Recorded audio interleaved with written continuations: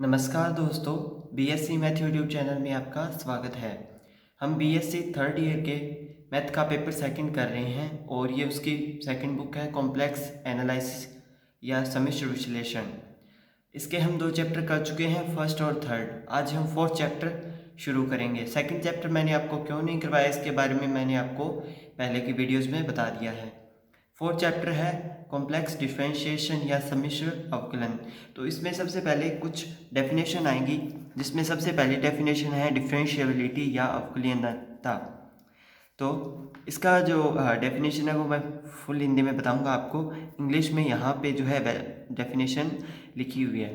सम्मिश्र तल में किसी प्रांत D में परिभाषित फलन f z D के किसी बिंदु z0 पर अवकलनीय कहलाता है यदि वह इस कंडीशन को सेटिस्फाई करे। We f dash z is equal to limit del z tending to 0 f of z0 plus में डेल z माइनस में f ऑफ z0 पर में डेल z। यह अद्वितीय रूप से विद्यमान यानी ये यूनिक होनी चाहिए, जिसमें कि इसका एक दूसरा रूप भी हो सकता है कि यहाँ पे जो है del z f dash Z is equal to limit del Z tending limit z tending to z0। यहाँ पे f ऑफ z आएगा माइनस एफ ऑफ z0 अपन में z माइनस में z0। ठीक है, तो ये होगी अवकलनीयता की बात। वैसे ये डेफिनेशन मैंने अपने नोट्स में लिखी हुई है, तो जब वीडियो में नोट्स उपलब्ध होंगे तो आपको मैं ये वहाँ बता दूंगा दोबारा से। ठीक है, उसके बाद जो सबसे महत्वपूर्ण, ये देखिए यहाँ अवकलन, ये तो डेरिवेटिव आ गया इसका।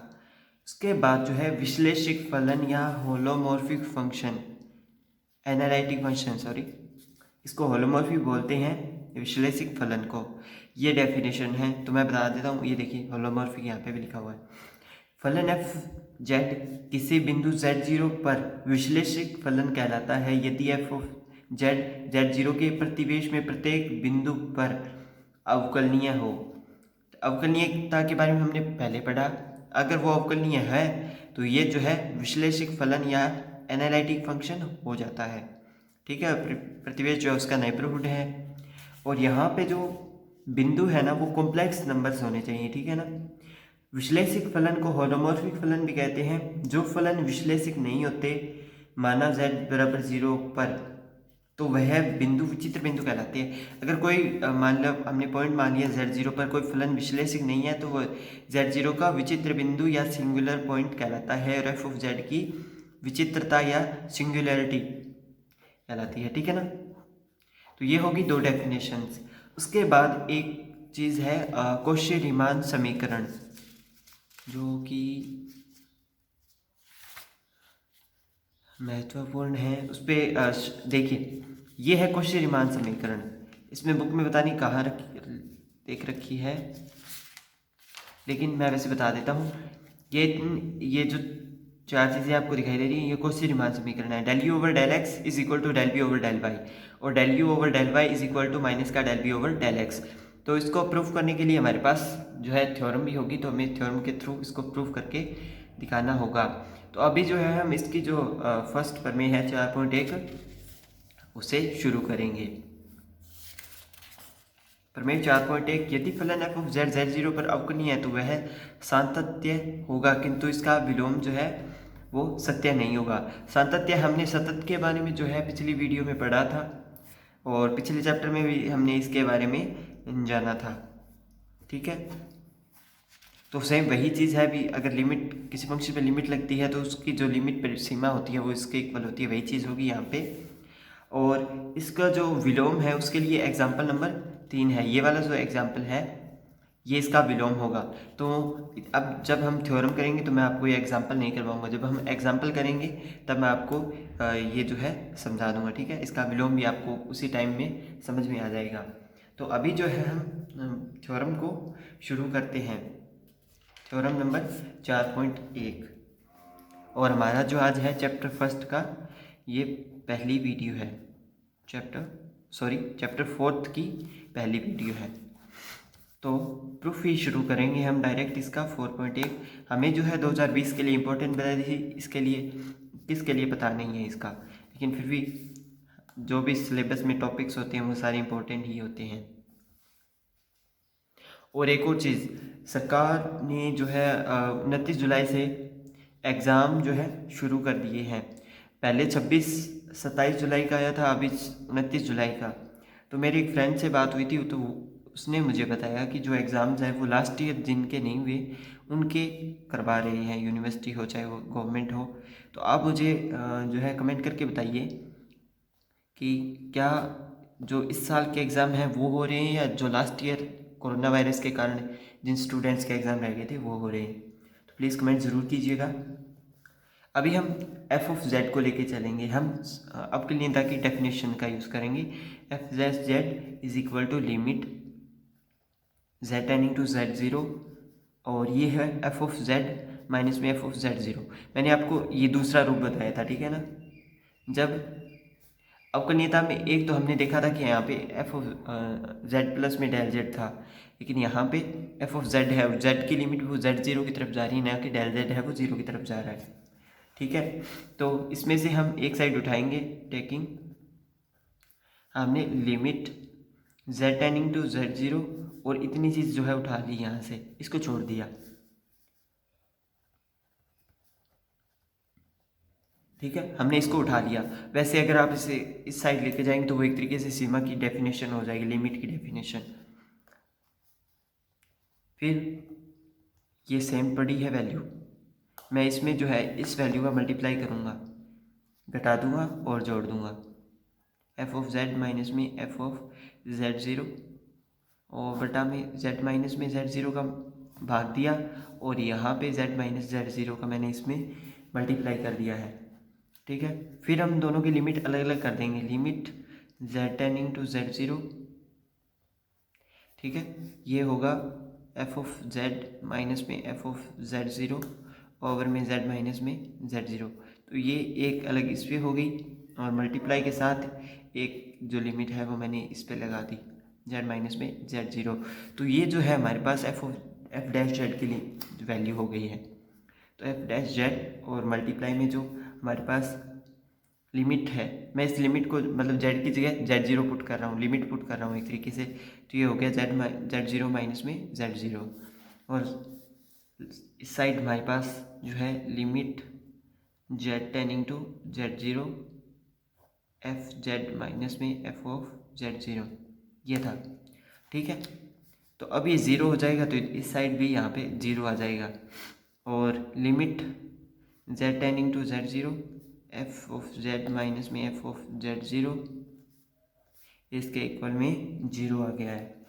फिर ये इस साइड चला जाएगा, तो limit z tending to z zero F z is equal to f of z zero. ये जो है इसका सतत आ गया, मतलब इसकी लिमिट जो है यहाँ पे आ गई है, ठीक है, सातत्य हो गया है, कन्वर्स या विलोम। वैसे तो मुझे अभी करवाना चाहिए था, लेकिन आपको एग्जाम्पल नंबर 3 भी करवाना होगा, तो वह मैं यहाँ पे आपको नहीं करवाऊँगा, बस यहाँ पे इतना ही लिखूँगा, विलोम सत्य नहीं है। और इसका जो एग्जाम्पल है वो बुक का एग्जाम्पल नंबर 3 है, ठीक है। तो मैं उस टाइम आपको करवा दूँगा। अभी हम आगे की डेफिनेशन करते हैं, लेकिन उससे पहले आपको एक एफ डैश जेड के बारे में बताना है कि इसकी वैल्यू क्या होगी। एफ डैश जेड की value del you over del x plus में iota del B over del X होगी, ठीक है। अभी हम आगे की जो थ्योरम है, थ्योरम 4.2 उसे शुरू करेंगे।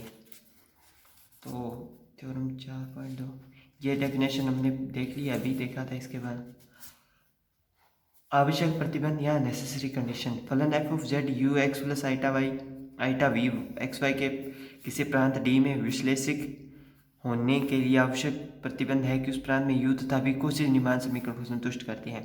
और ये जो है कोशी-रीमान समीकरण है, अगर ये सेटिस्फाई करता है, मतलब ये आ जाते हैं, तो ये जो है विश्लेषिक हो जाएगा। शुरू करते हैं हम थ्योरम 4.2।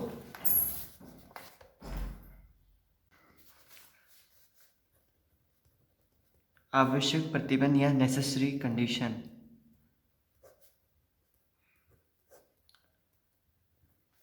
ठीक है। इसमें जो है सी आर इक्वेशन जो होगी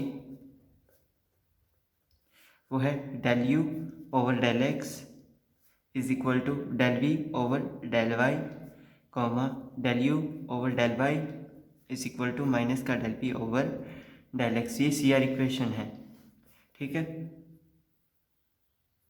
अब हमें एक फंक्शन मानना पड़ेगा एफ ऑफ जेड, जिस वैसे इसने दे रखा है हमें f of z is equal to u x y plus में आईटा वी एक्स वाई, ये हमें दे रखा है। और अवकलनीयता की परिभाषा से F dash Z is equal to limit del Z tending to zero F Z plus में del Z minus F of Z over में जेड डेल जेड, सॉरी ये डेल जेड होगा। और विश्लेषिक फलन का जो अवकलन है ना वो विद्यमान होता है। ओके, ये बात को आपको ध्यान में रखनी होगी, ठीक है। तो अब अगर मैं यहाँ पे जेड एफ ऑफ जेड और एफ ऑफ डेल जेड की वैल्यू अगर मैं रखूँ इसमें, तो वो किस प्रकार होगी वो हम देख लेते हैं। तो डेल जेड जेड है वो एक्स वाई में कन्वर्ट होगा, तो डेल जेड भी del of X Y del of X और डेल ऑफ वाई में कन्वर्ट होगा। तो लिमिट दो बनेगी, limit del x tending to zero और del Y tending to zero, क्योंकि एक्स वाई में हम कन्वर्ट कर रहे हैं।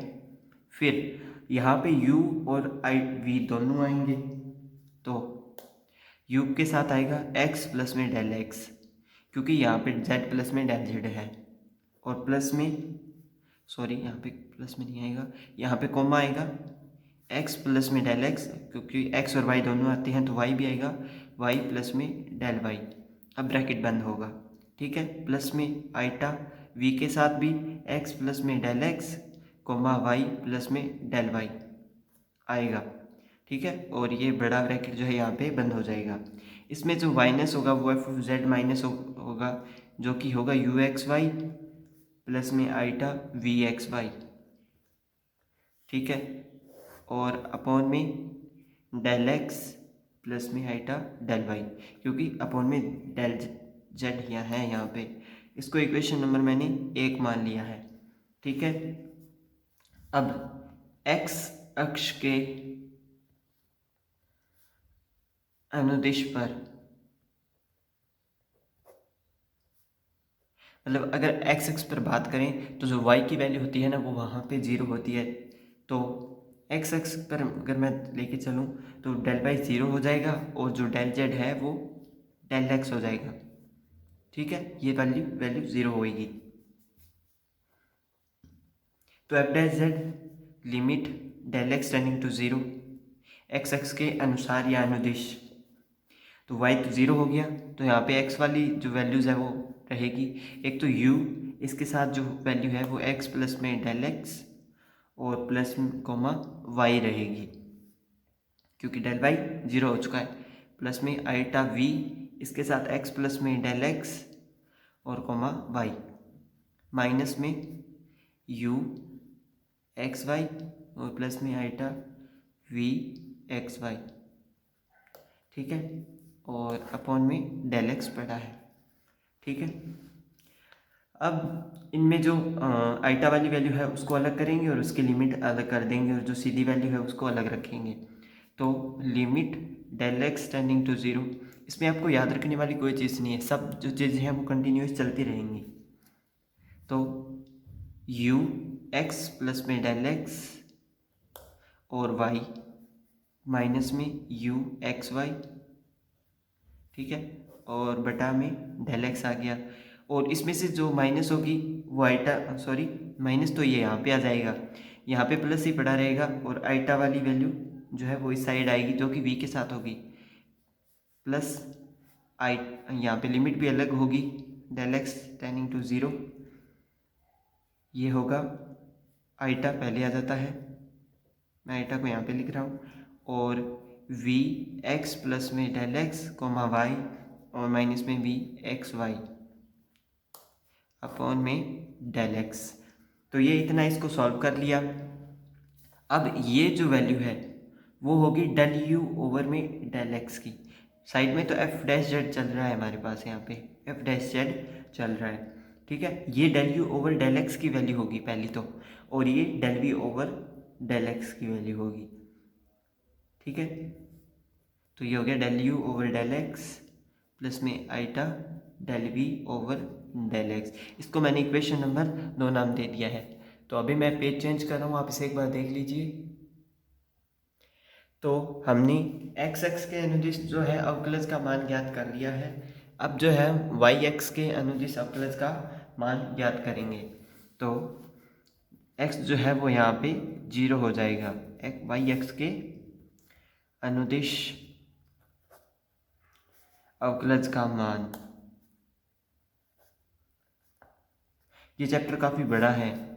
वाई एक्स पर डेल एक्स है वो 0 होगा और डेल जेड जो है हमारे पास वो आएगा आइटा डेल वाई। ठीक है, ये आएगा। अब हमें कुछ नहीं करना, बस जो हमें अवकलनीयता की जो डेफिनेशन यूज़ की थी हमें बस उसमें वैल्यूज़ को पुट करना होगा। तो f dash Z is equal to limit del by tending to 0, क्योंकि यहाँ पे x 0 हो गया है। तो u x comma y plus में डेल वाई और प्लस में iota v x comma y plus में डेल वाई। ठीक है, इसमें से माइनस होगा u एक्स वाई और प्लस में आइटा v एक्स वाई। ठीक है, अपॉन में आइटा डेल वाई यूज़ होगा। अब इनमें से क्या करेंगे, आइटा जो है वो अपॉन में नहीं रहना चाहिए, इसलिए मैं पूरे में से आइटा को कॉमन ले लूँगा। जहाँ पे आइटा नहीं होगा वो वहाँ पे मुझे आइटा का मल्टीप्लाई करना पड़ेगा। ठीक है, तो limit del Y tending to 0, मैंने 1 बटा आइटा को कॉमन ले लिया है। यहाँ से भी मैं जो है कॉमन निकाल लेता हूँ इसमें से भी। तो 1 बटा आइटा, ये तो पहली चीज़ तो है वो यहाँ से कॉमन आ गया है, मतलब ये वाला आइटा। ठीक है, और मैं साथ के साथ जो है यहाँ पे लिमिट को भी जो है अलग अलग कर रहा हूँ और जो u और v थे उनको भी अलग अलग कर रहा हूँ। लास्ट जो हमने मतलब एक्स एक्स के निर्दिष्ट किया था वो सारी मेथड यहाँ पे अप्लाई होगी, लेकिन मैं शॉर्ट में कर रहा हूँ उसको। ठीक है ना, u वाला जो है वो एक साइड आ गया है y प्लस में डेल वाई, और इसमें से u x minus y, sorry x comma y. ठीक है, u वाला यहाँ पे आ गया डेल वाई। तो u में जो है आइटा ऊपर नहीं था तो नीचे था, तो नीचे वाला बाहर ले आया। अब जो माइन यहाँ पे प्लस में जो v वाली वैल्यू है उसमें आइटा ऊपर भी आएगा, और लिमिट तो पहले मैं अलग कर ही ली है, तो ऊपर भी आइटा उसमें आएगा और अंदर जो बचेगा वो होगा v एक्स वाई प्लस में डेल वाई और माइनस में v एक्स कोमा वाई और बटा में आइटा डेल वाई। ठीक है, इससे ये कैंसिल हो जाएगा मेरे पास। तो एफ डैश जेड, अब अगर मैं डेल वाई की जो वैल्यू है उसको पुट करूँ, सॉरी ये जो है हमने आंशिक अवकलज के बारे में पढ़ा था तो ये वहीं से होगा। 1 ओवर में आइटा जो है ये हो गई value del you over del y की और प्लस में del we over del y की। इसको मैंने इक्वेशन नंबर 3 नाम दे दिया है। मैंने आपको जब इसका एक्स एक्स में ये चेंज किया तब नहीं बताया था, लेकिन अब बता दिया है। अवकलनीय फलन का मान जो है वो प्रत्येक वक्र पर समान होता है, इसलिए मैं इक्वेशन 2 और 3 को इक्वल रख रहा हूँ। तो del you over del x plus में iota del we over del x is equal to iota over में आइटा क्रॉस 1/आइटा, यानी मैं इस आइटा को ख़त्म करने के लिए जो है यहाँ पे आइटा का मल्टीप्लाई किया और भाग कर दिया, प्लस में del we over del y. यहाँ पे मैंने मल्टीप्लाई कर दिया और इस दोनों को इक्वेशन को इक्वल रख दिया। तो यहाँ पे del you over del x plus में iota del we over del Y del X, और यहाँ पे रह गया, यहाँ पे del you over del Y भी आएगा, यहाँ पे रह गया माइनस का iota del you over del Y और प्लस में del we over del Y. तो अब जो है इनका मतलब तुलना करते हैं, जिनके साथ आइटा है उनकी और जो विदाउट आइटा है। तो कंपैरिजन करने पर, तुलना करने पर हमें del you over del x मिल गया is equal to del we over del y, क्योंकि ये दोनों सिंगल आइटा नहीं है इनके साथ, और del we over del x is equal to minus का del you over del Y. तो ये थ्योरम 4.2 कंप्लीट हो गई है। तो हमारी थ्योरम 4.2 कंप्लीट हो गई है। अब हम आगे थ्योरम 4.3 करेंगे, सफिशिएंट कंडीशन या पर्याप्त प्रतिबंध। फलन W बराबर f of z is equal to ये वाली वैल्यू के किसी प्रांत D में विश्लेषित होने के लिए पर्याप्त प्रतिबंध है कि U तथा V के आंशिक अवकलज सतत तथा निम्न कोशी रीमान समीकरण को संतुष्ट करते हैं। तो इस बार जो है इनके आंशिक अवकलज को हमें सतत या कंटिन्यूअस बताना होगा, satisfying the Cauchy Riemann equation. शुरू करते हैं। थ्योरम काफ़ी बड़ी है तो हो सकता है कि आज की वीडियो में कंप्लीट नहीं हो पाए, लेकिन करनी तो है, कल कंप्लीट हो जाएगी, देखते हैं। तो सॉल्यूशन में हमें पता है कि del z is equal to del x plus में आइटा डेल वाई, क्योंकि जेड है तो सीधा एक्स प्लस में आइटा वाई। एफ जेड तथा एफ डैश जेड सतत है, ये हम एक बार मान के चल रही हैं, ठीक है। Del u is equal to u x plus में del x comma y plus में डेल वाई, और माइनस में u x comma y is equal to 1। अब इसमें मैं क्या कहूँगा, यू एक्स वाई प्लस में डेल वाई जोड़ दूंगा और घटा दूंगा। जोड़ते हैं और घटाते हैं। U x comma y plus में डेल वाई जोड़ने व घटाने पर, ठीक है। यहाँ पे जो डेल यू है ये एक्स और वाई दोनों एक्स पर है, तो हमने थोड़ी देर पहले वाई और एक्स दोनों पे अनुदिश जो है अवकलज का मान ज्ञात किया था, उसको जो हमने आंशिक के रूप में जो है वहाँ पे स्थापित कर दिया। लेकिन यहाँ पे जो है अवकलन वो किसी के रिस्पेक्ट में नहीं हो रहा है, इसलिए यहाँ पे सीधा जो है वो डेल यू आएगा और डेल यू के इक्वल में ये वैल्यू आएगी, क्योंकि वहाँ पे भी ऐसा ही हुआ था। जो यू वाली वैल्यू थी उसमें एक्स कोमा वाई प्लस में डेल वाई और माइनस में यू एक्स वाई हो गया था। तो यहाँ पे दोनों के अनुदिश है, तो यहाँ पे y प्लस में डेल वाई और x प्लस डेल एक्स दोनों चीज़ें यहाँ पे आ रही हैं, ठीक है। कन्फ्यूज़न नहीं होना चाहिए, इसलिए मैंने आपको बता दिया। फिर del u is equal to, हम इसमें वैल्यू जोड़ रहे हैं और कुछ घटा रहे हैं, तो वही कर रहे हैं और कुछ नहीं। यू एक्स प्लस में डेल एक्स ये पड़ा है, y प्लस में डेल वाई, माइनस में घटा देते हैं पहले u x comma y plus में डेल वाई, ये अपने को याद ही रखना पड़ेगा, ठीक है। ये मैंने इसमें से घटा दिया प्लस, और इसमें कुछ वैल्यू जोड़नी भी होगी, तो जोड़ने वाली है u x comma y plus में डेल वाई, और इसमें जो माइनस होगा मतलब ये माइनस होगा यू एक्स कोमा वाई। मैंने ब्रैकेट्स अलग अलग किए हैं, लेकिन उसमें जो चीज़ें हैं वो बिल्कुल सेम है, बस ये घट गया और ये यहाँ पे जुड़ गया, मतलब जीरो, कुछ भी नहीं हुआ है। लेकिन प्रूव करने के लिए हमें करना पड़ेगा, यदि एफ जेड स्वतंत्र है तो ये सतत है, इसका मतलब ये जो है अवकलनीयता की कंडीशन को सेटिस्फाई करेगा थ्योरम 4.1 के अनुसार। तो एप्सिलॉन प्लस में एफ डैश जेड, तो यहाँ पे एप्सिलॉन को जो मैं लेके आया हूँ, जब डेल जेड है वो टेंडिंग टू जीरो होगा तो एप्सिलॉन भी है वो टेंडिंग टू जीरो होगा, वो लिमिट के अनुसार मैं यहाँ पे इसको लेके आया हूँ। मैंने इसको जोड़ दिया है, लिमिट को मैंने यहाँ पे हटा दिया है, इसलिए एफ ऑफ जेड प्लस में del Z minus F of z, del z की अपॉन में डेल जेड, ठीक है। अब डेल जेड है वो टेंडिंग टू ज़ीरो है, तो एप्सिलॉन भी जो है वो टेंडिंग टू ज़ीरो होगा, तो डेल जेड को मैं इस साइड ले आऊँगा और मल्टीप्लाई करूँगा, तो मेरे पास आया एफ ऑफ जेड प्लस में del Z minus F of z is equal to f dash z del z और प्लस में एप्सिलॉन डेल जेड। और हम दोबारा से बता देंगे कि जो डेल जेड है वो टेंडिंग टू ज़ीरो है और एप्सिलॉन है वो भी टेंडिंग टू ज़ीरो है। एक तरीके से ये लिमिट ही समझ लीजिए, del you over del x comma del you over del y सतत है, तो del you over del x plus में एप्सिलॉन 1, ये हाँ यहाँ पे हम जो है आंशिक वाली जो चीज़ है वो यहाँ पे हम ले आए हैं। जैसा कि हमने 4.2 में किया था, हमने उसको आंशिक में कन्वर्ट कर दिया था, हम उसको वापस ले आए हैं।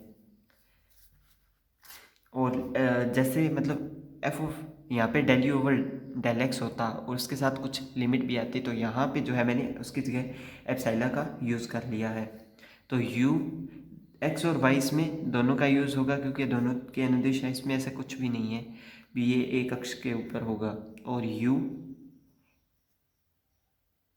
U x comma y plus में डेल वाई।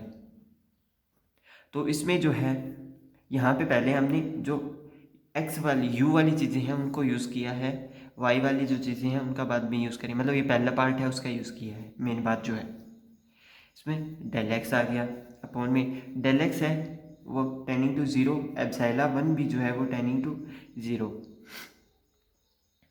ये हमने इसमें बता दिया है। अब सेम प्रोसीजर जैसे हमने इसके साथ मल्टीप्लाई किया, इसका भी हम इसके साथ मल्टीप्लाई करेंगे।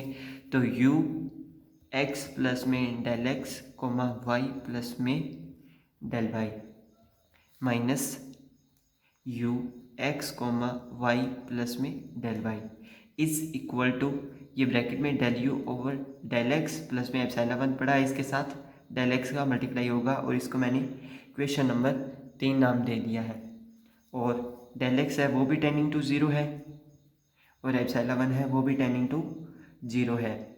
इसी प्रकार अगर x के लिए हम ये चीज़ कर सकते हैं तो y के लिए भी हम ये चीज़ कर सकते हैं।